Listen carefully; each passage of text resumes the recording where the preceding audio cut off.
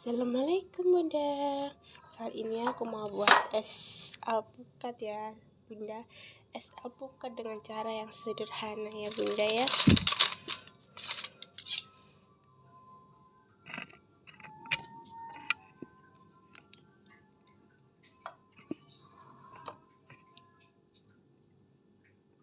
Ini bahan-bahannya ada alpukat, SKM, es batu. Ini aku kasih gula.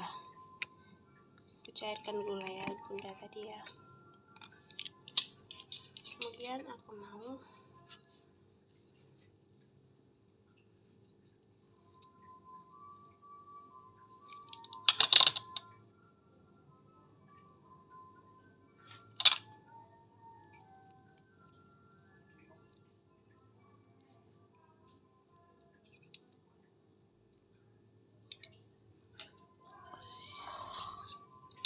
Bunda, ini aku kerok dulu terus aku hancurkan ya.